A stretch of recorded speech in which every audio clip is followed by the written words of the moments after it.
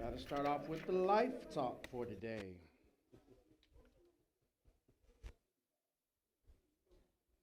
Life talk for today.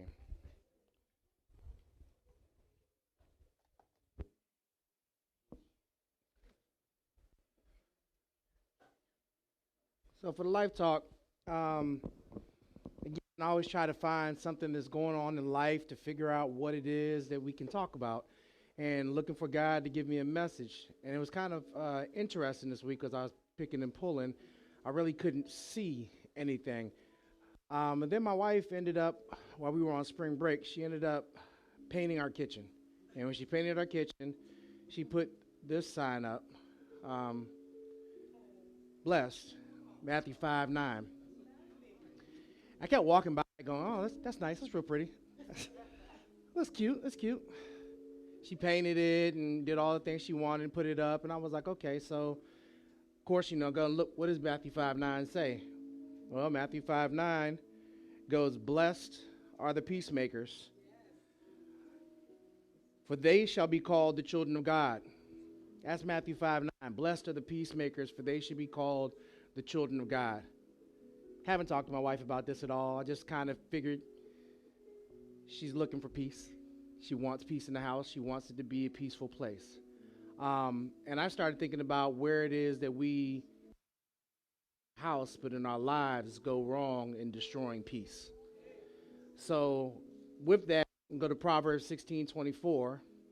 And in Proverbs 16:24, it says, kind words are like honey. A deceitful tongue crushes the spirit.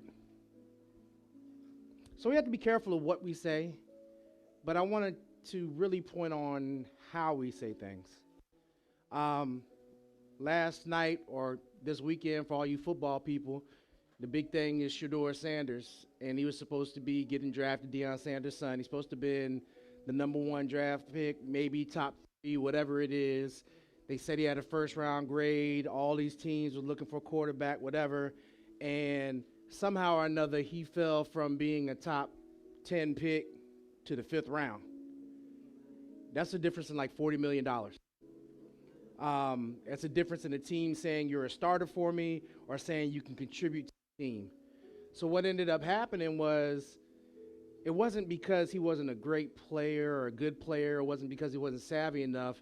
It was because of the tone that him and his camp took with things.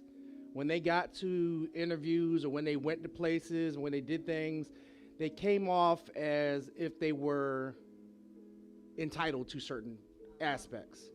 And other families have done it before.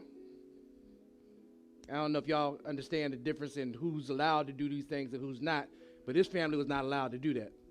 And because of that, he ended up dropping because people wanted to say, well, do I want to put up with this or do I try and humble this family? But it was tone. But this young man got punished for his camp's tone. When I talk about tone, I want to talk to you about the tone police. Tone policing is actually a term. I found this out this week. Tone policing is a term. It's those who focus on and complain about how something is said, ignoring whether or not it's true. Yes. They'll stand and discard a statement simply because they don't like how it was presented. The Sanders family, the tone didn't go along with who the player is. He should be in the first round, maybe the beginning of the second round, should have gotten picked. But because of the tone, they pushed him away and they discarded the truth of who he was. In relationships, this happens a lot. You and your significant other will get to arguing or actually discussing something, and immediately it's, I don't like the way you said that, so I'm not hearing anything you're saying. We'll talk about this later because we can't talk right now.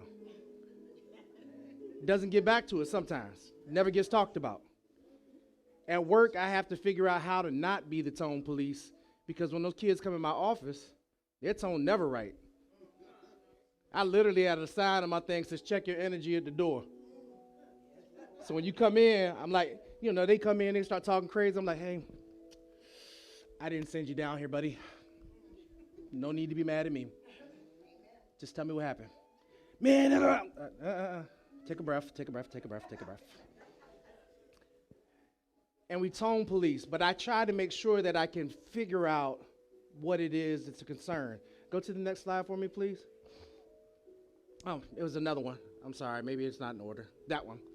Why does tone policing happen? It allows a person to regain control over the conversation that's going in a way that makes them uncomfortable by framing the speaker as overly emotional or therefore unreasonable.